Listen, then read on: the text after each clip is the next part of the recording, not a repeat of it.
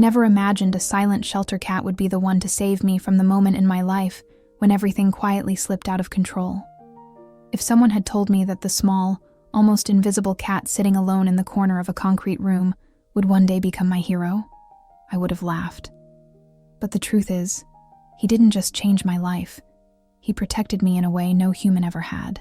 And before you think this is some cute story about adopting a shy pet who eventually warmed up to me, let me stop you right now. Because the day I brought him home was the day the strange noises began. And I realized his silence wasn't fear. It was awareness. He had been watching the world longer than I understood, and there was something he saw coming long before I did. I still remember walking into the shelter that morning. I didn't even plan to adopt that day. Honestly, I was barely holding myself together. I had moved into a new house only 3 weeks earlier, trying to start a fresh chapter, but it already felt like the walls were closing in on me. Work was stressful. My sleep was a disaster. Every night I woke up feeling like something wasn't right, like someone had been moving through the house while I slept. But every time I checked, nothing was out of place. Nothing obvious anyway. I kept telling myself it was just stress, exhaustion, adjustment. I even joked with my coworkers that my house just felt too quiet. Maybe that's why the silence at the shelter hit me so hard. Most shelters are loud, barking, meowing, people talking, metal doors opening and closing. But this one felt like someone had pressed mute on the entire world. I walked through the hallway, past cats climbing the metal mesh walls, past kittens chirping for attention, past older cats batting toys across their cages, until I reached the very last room. And that's where I saw him. He wasn't doing anything at all. Not pacing, not playing, not even blinking rapidly like most stressed shelter cats. He just sat perfectly still, staring at me as if he'd been waiting for me specifically. His tag said, Milo, just a small gray and white tabby with big eyes and an expression that was too calm for a place like that. When the volunteer opened his cage, Milo didn't move. He simply lowered his head slightly, as if acknowledging me. He doesn't vocalize, she said quietly. We don't know why. He's healthy, just silent. But his silence didn't bother me. In fact, something about it felt comforting. I carried him out of the shelter in a cardboard carrier with air holes punched in the sides, and I remember how light he felt. Not weak, just gentle, like he didn't take up space unless he wanted to. When I set the carrier on the passenger seat of my car, he poked his nose through one of the holes and touched my hand with the tiniest tap.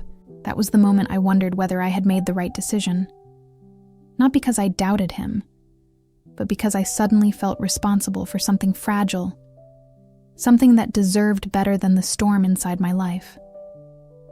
When we got home, Milo stepped out of the carrier silently and walked into the living room like he already knew the layout. He didn't sniff around. He didn't explore tentatively. He simply hopped onto the couch, curled into a perfect circle, and closed his eyes. I thought, well, that was easy. But the next morning, things started changing. I woke up to Milo sitting at the edge of my bed, staring toward the hallway. His tail wasn't puffed, his body wasn't tense.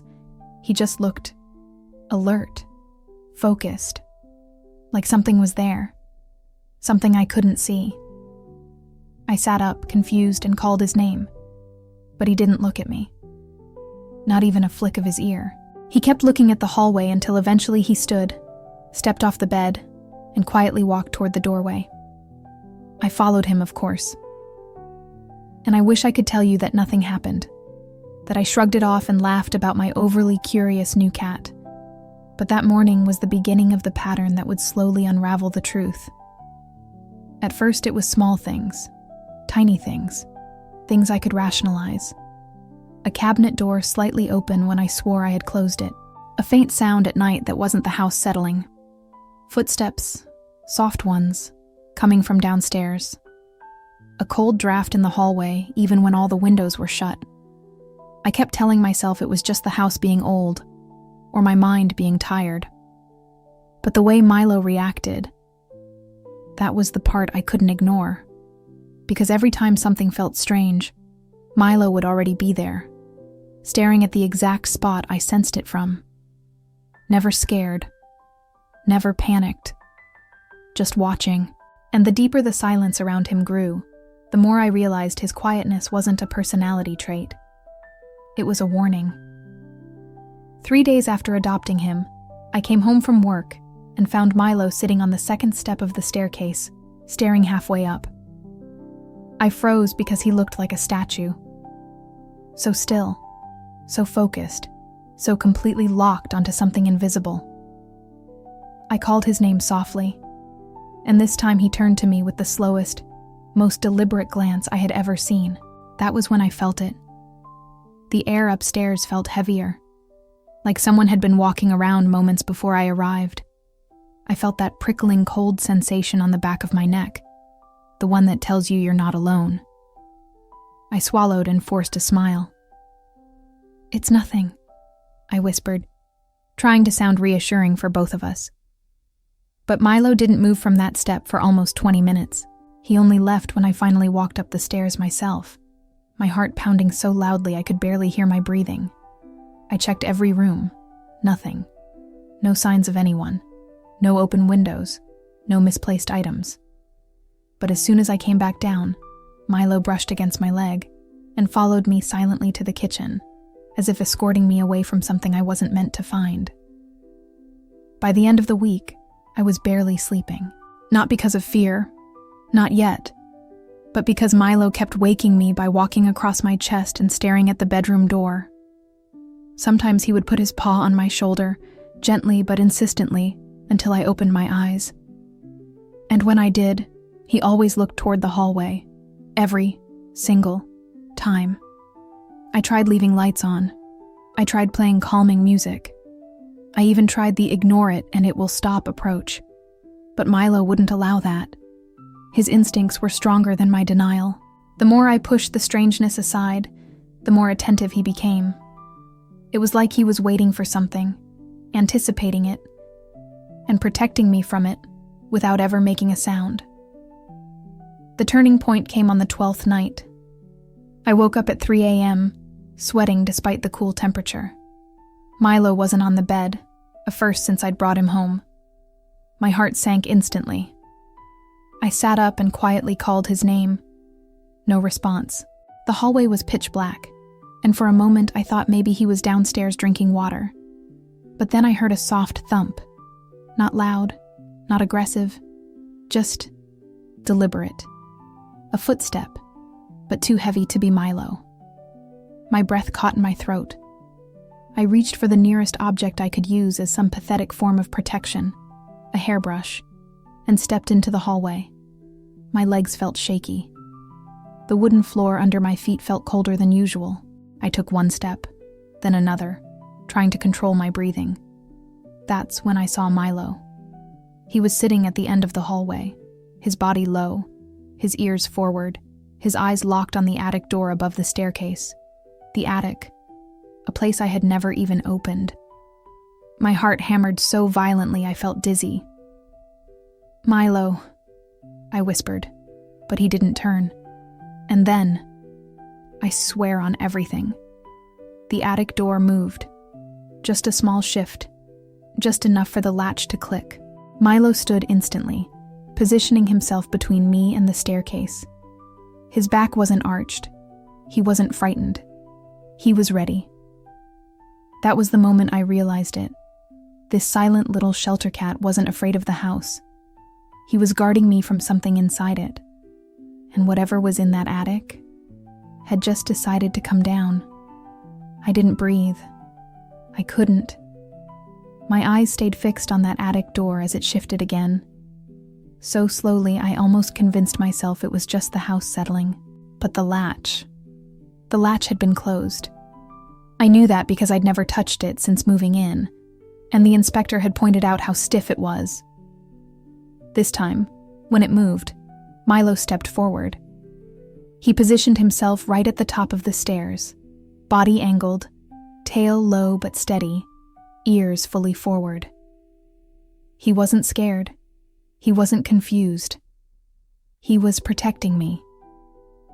I whispered his name, but he didn't break his focus, not even for a second. My whole chest tightened.